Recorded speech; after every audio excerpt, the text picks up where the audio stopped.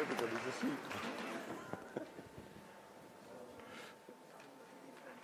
I'm going to be different, yeah. You know, yeah.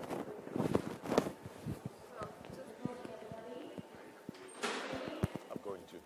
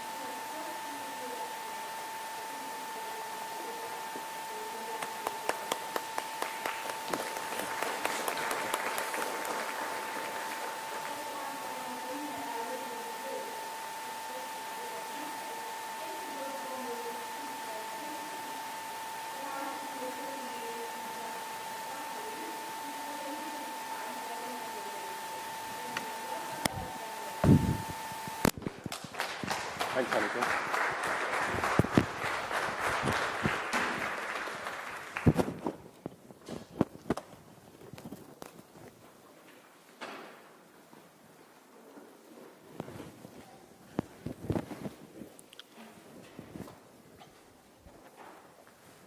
Good morning, everybody. I'm going to do exactly the opposite of what we've just done. I'd like you all, please, to stand up and put your hands out like this. This will only take 2 minutes. And when I say go, I'd like you to bring your hands to the front very, very fast 10 times, okay? When I say go, as fast as you can. 1, 2, 3, go. 10 times. Faster, faster.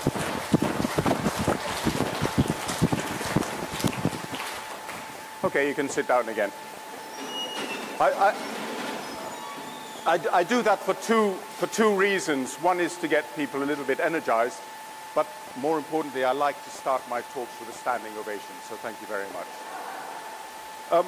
What I'm going to talk about is needs analysis. You've heard that my background is in business English and ESP.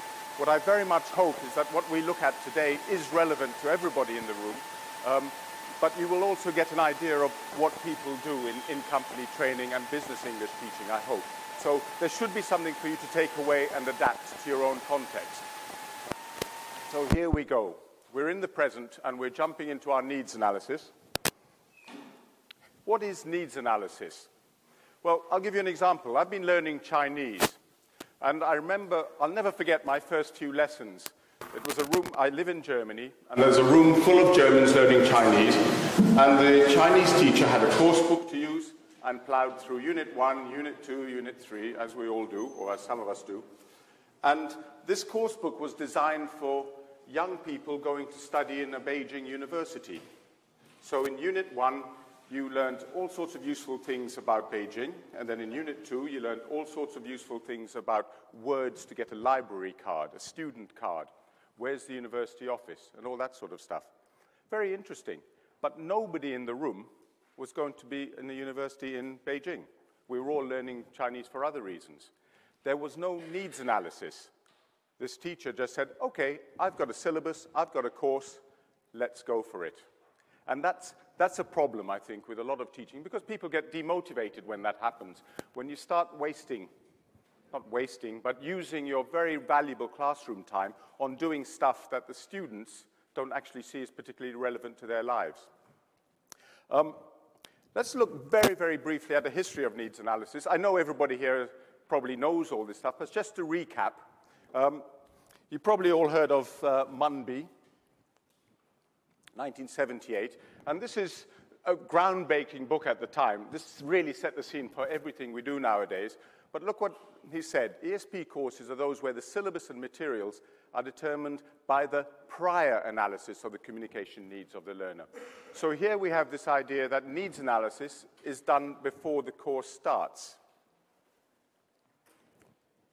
If we move on, this was another groundbreaking book, Hutchinson and Waters. If you're into ESP, you've read this book for sure. And they made two very important things. One is that ESP is a way of doing things in the classroom. It's not, this is the language of ESP. But more importantly for us, perhaps, he moved away from this idea of learner-centered teaching and much more into a focus on learning-centered. What's the difference? Well, this is actually quite important. What we're talking about is, we've all heard of teacher-centered learning, yeah? Teacher-centered, like an orchestra, and you have a soloist, a cellist, or a trumpet player in front doing the fantastic music, and everybody else is sort of taking part. Teacher-centered class. Learner-centered class is more like a jazz orchestra where everybody's doing their own thing. And sometimes it all gels together and makes fantastic music, but sometimes it's absolutely chaotic because this person wants to do something completely different to this person who wants to do something completely to this person. Learner-centered sometimes doesn't work. And so what they were arguing is for learning-centered, where the focus is on the teacher creating the right atmosphere for learning. More like a jazz orchestra where there is a conductor and there is some sort of thread planned which goes through the music, and then everybody's working together for the common good. So that was an important stage, learning-centered.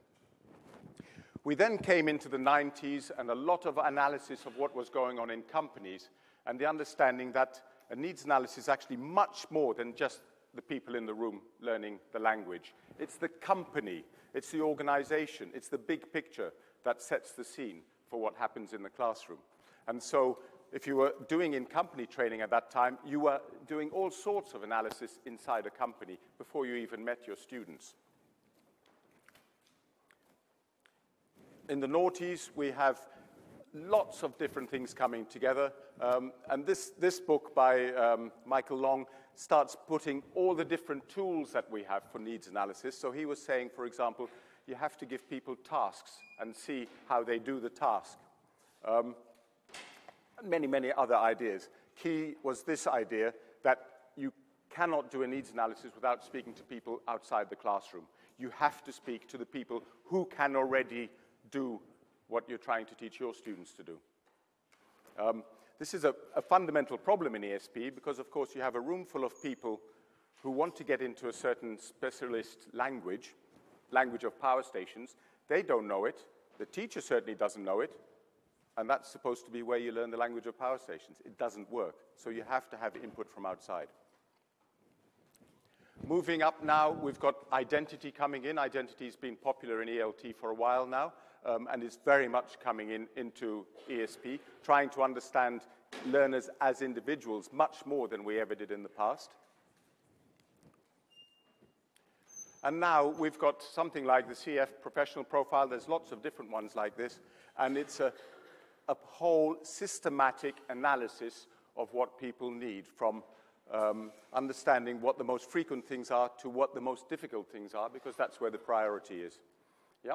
And there are databases now online where you can go in, type in a particular profession, like ship's captain, and you will see 3 or 4 of these done by people all over the world, and you can find out exactly what a ship captain does when he needs to be communicating with other people. And there are thousands of these things already produced. So, needs analysis. We're going into the classroom, remember? So we're doing stuff that's now. I wrote a book a few years ago called How to Teach Business English. And I looked at needs analysis in terms of three things. The first was business needs, in other words, what the organization is looking for. The second thing is the communication needs. What do my people need to be able to do in English? And the third aspect is the pedagogic needs. In other words, it's a learning situation, and what makes that different, and what are the needs of that learning situation? It's interesting that if you and I do the same needs analysis, we'll have a different result. The difference is the teacher. So part of the pedagogic needs analysis is finding out your own philosophy and your own understanding of how people learn. But this basically sums up what we're trying to do. In a needs analysis, we're trying to find out where they need to be. That's the target discourse analysis. That's the difficult part, because you have to go and find out how they're going to use English. Then you're going to try and use that to design some sort of placement test to find out where they are now, identify the training gap, and that's what you put in your course. That's what you put in your syllabus. That's what you put in the classroom. Without that, you cannot do a needs analysis. That's absolutely fundamentally important. So, we're going to go and look into an organization, and an organization sees it like this. They're paying for the course normally. What's the objective? What do my learners need to achieve that objective, and what can they do now, and how well can they do it? And of course, that's a process, and you're trying to learn this stuff before and in the classroom. Now, I've written company up there, but of course it can be a school or a university. Schools and universities, in my experience, are far more focused on telling teachers what they're supposed to do than any in-company situation I've ever been in. This is very, very prescriptive of what you can do in a classroom normally, because you have an exam to go for, or a test, or some sort of ideology, or whatever. In companies, very few people do tests. They just do what they need to do in order to do their jobs. And what we're ending up with is some sort of continuum with, on the one hand, very hardcore training, very focused training, and at the other end, we're talking about tenor. You may have come across this. Tenor means teaching English for no obvious reason. And what we're trying to do is something in the middle. In ESP, we're probably moving up more towards there. Maybe in general, what they call general English, we're moving somewhere down here. But we should never, ever be here. Every teacher in the world does some sort of needs analysis and tailor-makes their course for the people in the room. So that's quite an important focus. That's been understood for a long time. So we're going into the classroom. I've used a jigsaw puzzle here because, of course, we don't know everything about the people in the room. We don't know much about their needs. And there are many tools we have to do this. One of them is placement tests. All of us are familiar with placement tests, some sort of analysis of what they can do with the language, hopefully built on what they need to be able to do. We use questionnaires a lot. Fill in the following survey. Write down the details. You know, what's your language learning history? How tall are you? Are you married? Are you single? That sort of stuff. We've all filled in these things, and there are hundreds of these surveys. I've just received a whole pack. As Anecdote said, I'm going to Korea on Monday, and I've just received a whole pack of this course I'm doing, and they've sent me 5 pages on each student, including blood type, for some reason.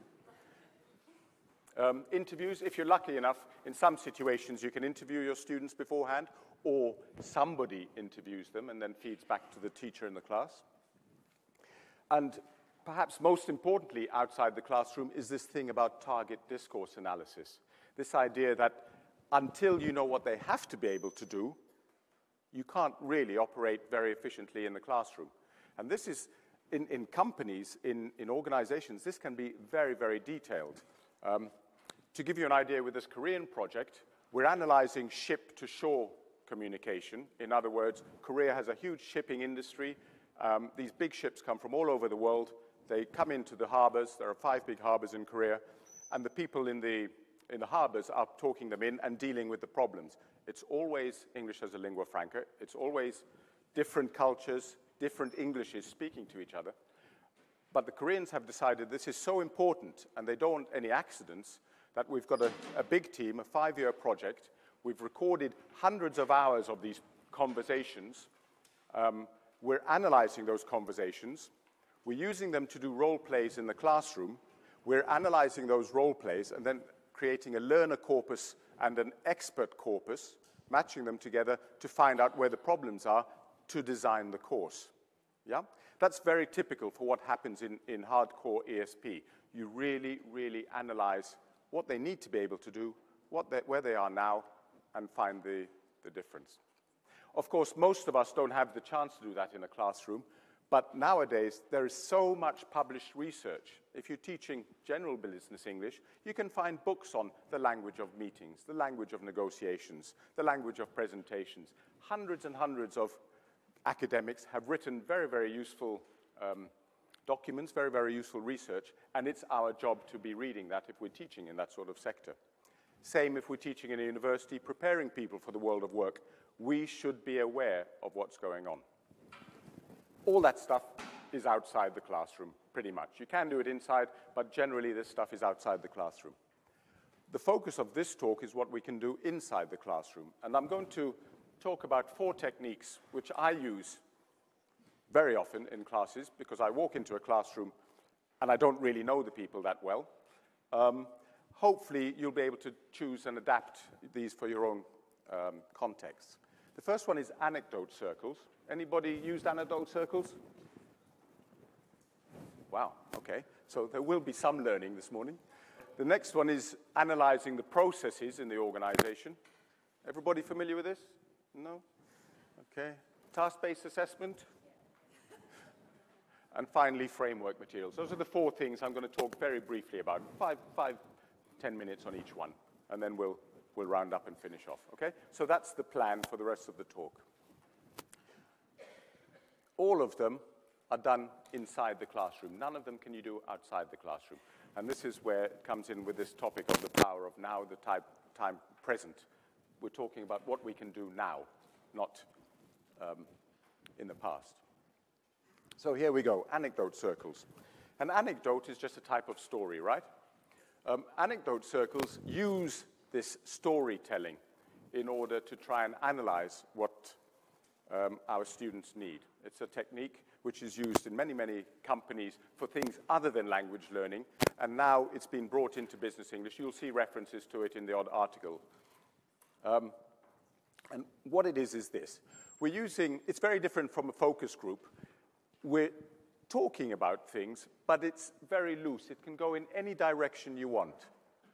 An anecdote circle is less concerned with opinions and judgments. Those do come out. But it seeks to elicit experiences, anecdotes, and stories. And that's something which most needs analysis don't do. They don't go for the emotion side, the personal side. They say, what do you do in your job? And you get a list of what people do in their job. That's what you get on these surveys.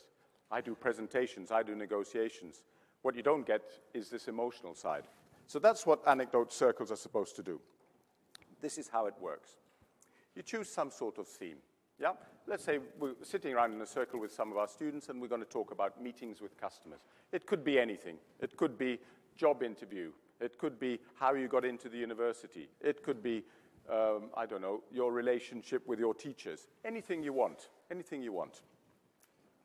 And the idea is that you ask, you as the facilitator, as the moderator, whatever you call yourself, use open questions.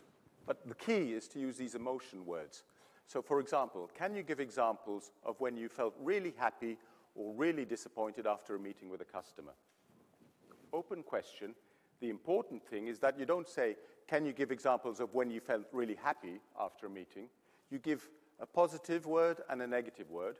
You throw the question in there, and then you're in a circle, and people start talking. When you read the literature on anecdote circles, some people liken it to a dinner party, where you're all sitting around the table, drinking glasses of wine, and people just share stories. And what happens is, one person starts telling stories, and then somebody else says, oh yeah, that happened to me, but, and tells their little anecdote. And then the next one does, and the next one does. And it gets very energetic, very interesting, and completely different to the sort of information you get from a a questionnaire or a formal interview. And so these are the sorts of words. If you go into the website, you will find lists of words you can use to trigger these discussions. And what you do as the facilitator is nothing. You maybe take notes, but actually you sit back and you really try not to interrupt, which is very difficult for teachers, because teachers normally dominate the discussion or lead the discussion. In this case, you sit back and let the discussion, let the storytelling bounce off. Let me give you a couple of examples of this sort of stories that come out, which wouldn't come out any other way. I was working with a group of engineers, and they were dealing with another country. Don't have to say what country, it's not important. They had a contract, everything was running smoothly on the project. The other side then found that they couldn't meet the demands, couldn't meet the deadlines, couldn't meet the payment details and so on. And so they rang up and said, sorry, the person who signed the contract no longer works here. We need to renegotiate the contract. I was working in Germany. The Germans said, no, we have a contract. That's what a contract is, it's an agreement. And the other side said, no, the person who signed no longer works here, we have to renegotiate. And this caused all sorts of frustration and emotion in the parties, because they were trying to do a project together and they were working on completely different intercultural understanding of this word contract. For one side, a contract was a fixed document, no negotiation. For the other side, it was more flexible. So the concept of contract was different. And so from that story, the training then moved towards much more intercultural focus, where the idea was to look at different words and see how other cultures, other organizations, other communities might interpret key words. In our world, for example, a typical word would be grammar. The word grammar, we use it completely differently to our students because we know a lot more about it. If you say grammar, teachers go, yes, and students go, yes. Yeah? It's a very different feeling. And that's the sort of emotion stuff you get with these contracts, with these culture and words. Another story that came out of this, I was working for a big automotive company in Germany. You can guess which one of the Bavarian ones, which narrows it down to about 3 or 4. And I was working with a team from the design office. Yeah? And they were looking at, the R&D, and they were looking at the latest stuff which would come into the cars 2, 3, 4 years in the future. So fairly confidential, fairly top secret stuff. And I asked about this frustration and if they had problems or if they were worried about anything, similar to those questions I showed you. And one guy said, yes, we had a serious problem recently. We had a PhD student from China in our department, and he did a wonderful job. He was with us for 6 months, and he really, really helped design some stuff. And then at the end of his stay, in his last week, the IT man came to me and said, there's been a spike in our emails this week. You'd better investigate, because they knew how many emails go out from this thing. And then that night, the server did this. Yeah? And it turned out, when they investigated, that this chap had downloaded every single document in this R&D department and sent it to his friends in China. You can imagine the Germans were a little worried about this. And they called him in and discussed it, and it turned out that this chap said, look, don't worry, I only sent it to my friends and contacts, so it's safe. This is the sort of, I mean, I'm not going to talk about the German's emotions at this stage, as he saw his career flying away. But the thing about this is that these sorts of feelings about our students' jobs, our students' lives, what actually worries them, doesn't come out in traditional needs analysis type questions. Using emotion words to drill into things gives you a completely different perspective of the needs of our students. Yeah? Good. That's all I want to say about anecdote circles. They're fun, they're enjoyable, very easy for a trainer to sit back, and they do all the work. And there's the website. It comes from Australia originally, and that gives you all sorts of free downloads and ideas of how to do these things with questions and so on. The next thing I'd like to talk about is analyzing processes. Processes is a very big word in most companies, most organizations. It's a word we're all familiar with. It's basically a series of steps to do something. Yeah? So, for example, this might be a process. You start off with a needs analysis, you do course design, you do materials development, and you end up with course delivery. This is a traditional way of looking at needs analysis. I'm not saying it's the best way or the only way, but that would be a typical process to end up with delivering a course. Yeah, a series of steps. And this is another way to understand the needs of our students, asking them to analyze processes. And we're going to look at an example of the process you need to follow if you notice you have a worn tire on your car. Yeah? So it's a process which everybody in this room will understand. It's not technical, or it is technical, but this is the process. Looks busy, I'll talk you through it. It's very, very simple. Everybody in this room has done this. You can see that there are 3 people involved in this process. There's a car owner, there's the receptionist at the tire workshop or the garage, and there's a mechanic in the back room at the garage, okay? This is sometimes called a swim lane process because it's like lanes, swimming lanes, and everybody stays in their own lane. So what happens? This is the process. The car owner notices a worn tire, says, oh, I better do something about this, and takes the car to the workshop. Okay? He goes to the workshop, there's contact with the receptionist, and he explains the problem. The receptionist says, okay, and tells the mechanic. The mechanic goes outside to the car and has a look at the car tire. The receptionist doesn't do that, the mechanic does. And the mechanic says, is the tire worn? No, it isn't. This is a stupid car driver. He goes back to the receptionist. The receptionist says to the car driver, no, it's fine, and he drives away. Yeah? Or the mechanic says, oh, it is worn. So then he says, do I have a replacement tire? No. Go back to the receptionist, inform the car owner, and he drives away. Yeah? No tire, can't help you. Or he says, yes, there is a replacement tire. Ah, okay, I'll tell the receptionist. The receptionist checks in the computer, discusses the price with the car owner. The car owner decides, do I order work, yes or no? If no, he just leaves. If yes, he says, yes, please, to the receptionist. The receptionist generates the order on the computer. The car owner probably has to sign an order or agree to pay. The receptionist tells the mechanic, they change the tire, it's done, they produce a bill, pays the bill, and leaves the workshop. Yeah? Fairly simple, I hope. Yeah? Now, I'm sure everybody here has done something similar or knows somebody who has done something similar. Now, how does this help us with our language and needs?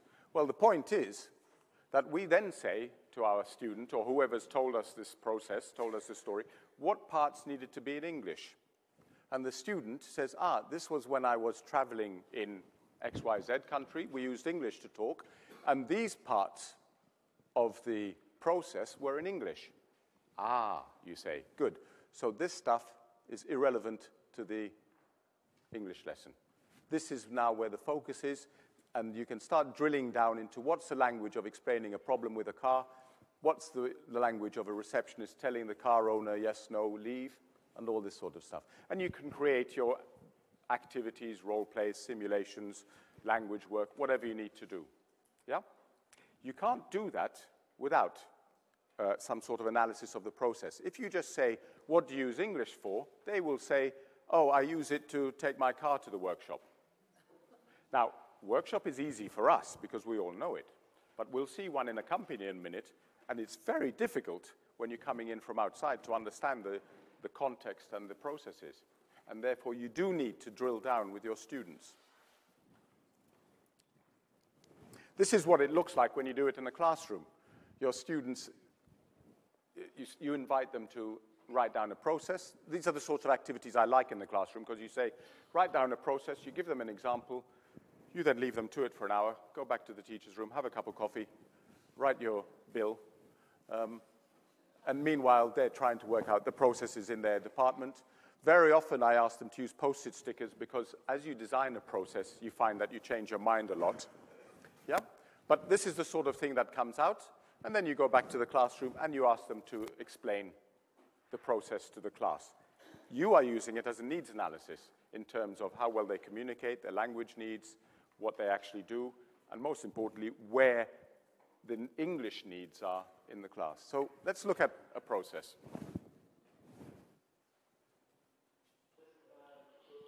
This was 2 weeks ago.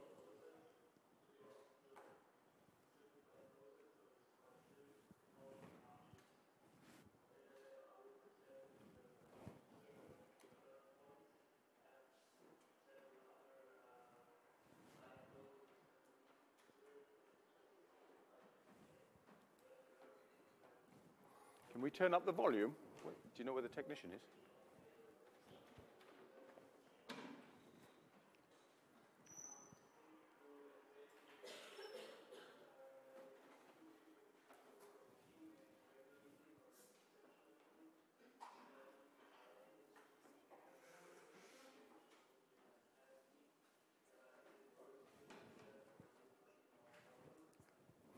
Okay, it's not important. What you're looking at is a very technical description of an RFQ process. RFQ?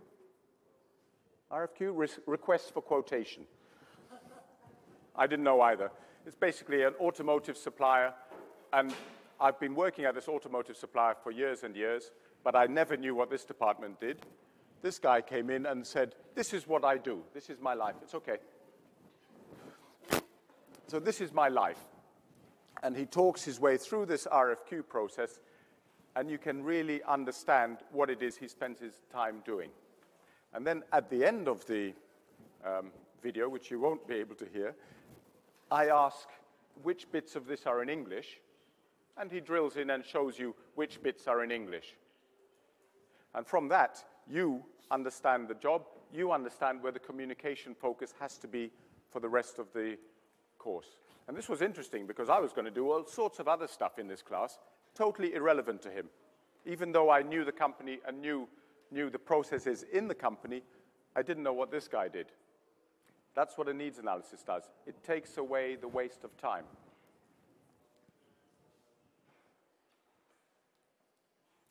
Here's a summary of it.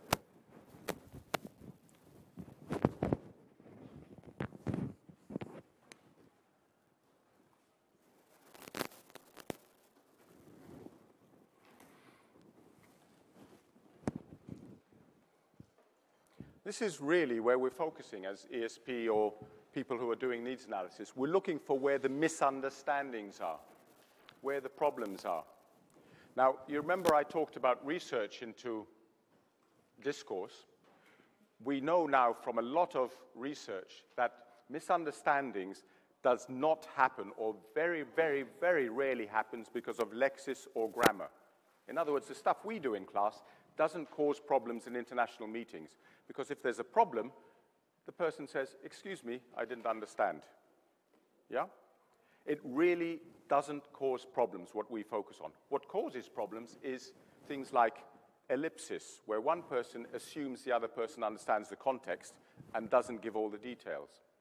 What causes communication problems is where one person is hiding details as a matter of strategy, so the other person doesn't quite get the right picture. Sort of thing you do when your husband and wife meet and the wife says, where have you been? You know, you don't give the full picture, you guide in maybe a slightly different direction. But the most important thing which causes misunderstandings is this intercultural problem where you have different concepts, different understandings of concepts, of ways of doing things. So I know we all focus on grammar and lexis. That's not the problem when you get into a real meeting. So we're focusing on misunderstandings, and then you use that to design the course. So we've done 2. The next one is task-based assessment. And this, I hope, is much more familiar to everybody in the room. We all know about task-based learning. What is a task?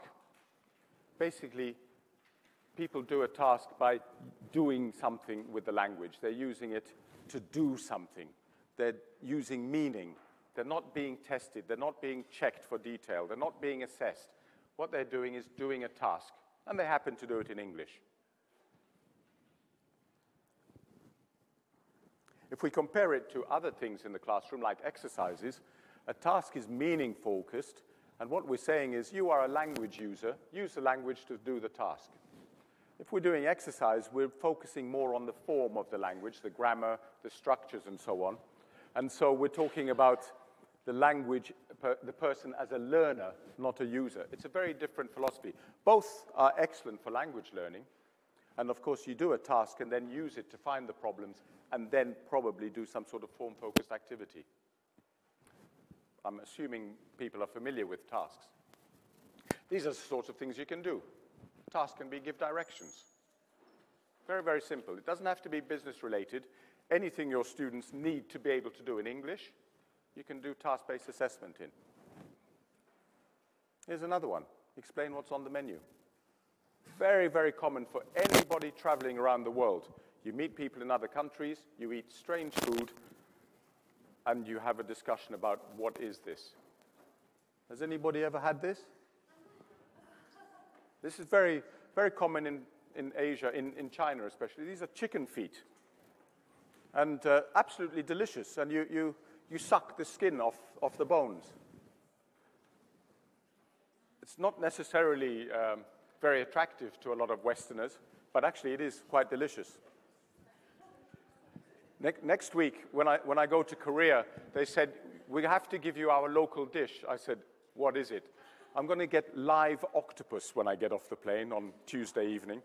And what they do is they get a live octopus, they chop its legs off so it's still moving, put it in a plate, and give it to you to eat. So I might be back from Korea on Wednesday.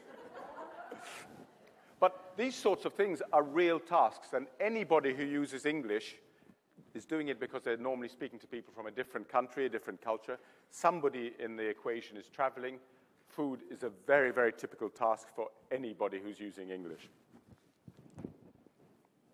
But, of course, it can get quite detailed. I mean, if you're working in a company, the person in front of you might need to discuss, this is called aggregate, different size stones in a builder's yard.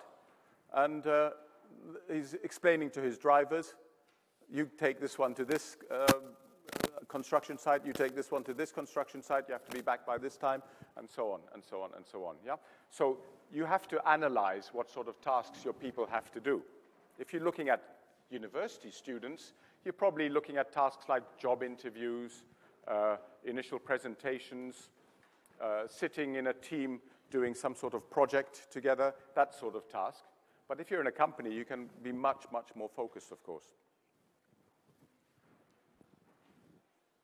So how do we do this task-based assessment? Well, basically, first, you have to, from somewhere, have identified the task. Normally, that means that you have spoken to somebody who's not in the room, somebody who knows about how that company, that organization operates. I'm teaching a class of university students who have to do job interviews after they leave university. I don't speak to the students about the job interviews. I go to HR people and find out what's in a job interview and what sort of questions are asked. Sorry, I'm standing in front of you. And part of the discussion of identifying the task is us deciding if it's a single outcome or if there are many different outcomes. In other words, is the task going to have one thing, or are there going to be many, many things arising from this task, whatever it is? You're identifying the context and working on it because that makes it more realistic when you create your activities.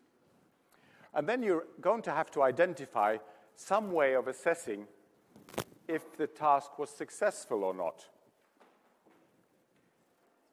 If you ask somebody to give directions, the success is that the other person can find their way from A to B. If the English isn't good, that doesn't matter. The success of the task has been achieved. Same in a presentation. If you're doing a technical presentation, the success is if the audience has understood. There's no other way of assessing if a presentation is good or not good. So at the end of this talk, there will be a test before you get your coffee to make sure. Yeah? So you have to decide who is going to decide on this criteria. Very often, it's not going to be anybody in the room. You're going to bring in a department head or an HR person or somebody else to discuss this. And then at the end of the task, like any task-based learning cycle, we're going to have some sort of feedback. And in this case, we typically do feedback on the task and feedback on the language. So if you're doing a presentation as your task, you might give some feedback, or somebody in the room or the students might give feedback on how good was the presentation, did it meet its criteria, do people understand what they need to do, that sort of thing. And then you might give language feedback. In other words, yes, the presentation was fine, but you could have done the introduction using this lexis or this phrases, and this would have been better. Or this was fine, but we didn't understand this bit. So that's where we start drilling down into the language teacher part.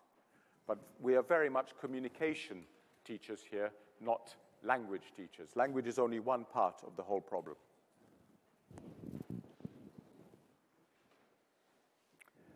Number 4, and the final one, framework materials. What are framework materials? Well, basically, a framework is a piece of paper with some keywords in it. I'm going to show you some, and I hope you'll understand that they are incredibly useful, very, very simple pieces of materials, which are useful for needs analysis. So what they are, a sheet of paper with keywords or a phrase which can be used to generate language. Here's an example.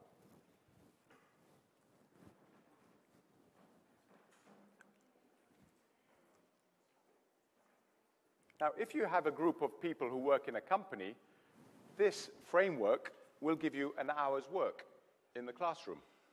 Yeah? All you do is you say to them, here's a piece of paper, maybe give some background to the context.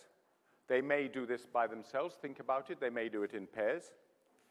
And then they present to each other or to the group their answers to these questions, and then you do the feedback or whatever, reformulating language and so on. But what you are actually doing is you're finding out a lot about the context and the way they use language in their jobs, in their own contexts. Here's another one, an hour's lesson. This you don't have to do in company. You can do this with anyone. Just say, draw a plan of your hotel, draw a plan of your home, draw a plan of your whatever you want. The whole process of explaining it to each other is a needs analysis. Here's a bit more complicated. This is used with students, perhaps. This is 18 years old, 30 years old, 40, 50, 65. Describe a typical career structure for someone working in your sector. Think about the following issues: recruitment, training and qualifications, appraisal interviews, additional training types of jobs. Again, an hour's lesson. I have a pack of these on my website. There are about 30 of these different frameworks. And regularly, people download them and write to me and say, I threw away my course book. This is all I needed for 30 hours of very, very, very focused lessons, very, very focused teaching, because every class is different, focusing totally on the needs of the people in the room. And there are books of these. Paul Emerson has written a couple of books. Very, very, very useful way of teaching. I like them because they're minimalist. They take seconds to produce as a teacher, plenty of teacher coffee drinking time, and lots of learning. This is how they get used, basically. You introduce the topic. We're going to talk about meetings. We're going to talk about career structures. Maybe you have to pre-teach, this great word, pre-teach some key lexis, whatever pre-teaching is. And then they think about it. They prepare for a discussion. Maybe they discuss it in pairs or in small groups, informal presentations. You give your language feedback. You might reformulate or repeat it. In other words, you go back and say, okay, now I've done this, give the presentation again. There's nothing wrong with getting students to do the same task over and over and over again, because each time their language gets better. And then maybe 2 or 3 weeks later, you've made notes. You know, when you finish your coffee and you've got nothing to do in the class, make notes about the key lexis and then bring it up again and recycle it. And that's framework materials. If you've never tried them, they will change your life, I guarantee it, in any teaching context. And that's pretty much it. We've looked at 8 tools, but four tools inside the classroom, which you can use now. All these things, you can go into your classroom tomorrow with, well, Sunday, maybe not Monday, with little or no preparation, and you will find out a lot about the needs of your students, which will help you design and improve the course. This is what I wrote on my blog a few years ago. And this really sums up my philosophy of it.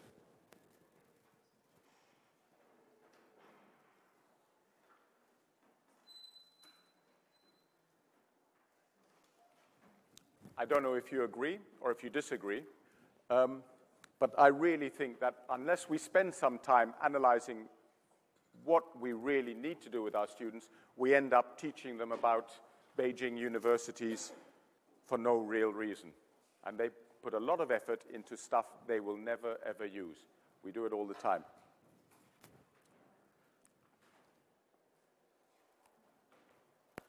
I will be in a question and answer session later if you want to discuss this and try some of these things out yourself, or if you want to say yes, but. There's plenty of time for discussion and challenge. I'm hoping somebody turns up. Please not let it be one person. You know, everybody hates those classes where only one person, the most boring student in the class, turns up. You either want nobody or a full class. So anyway, I'll be there to discuss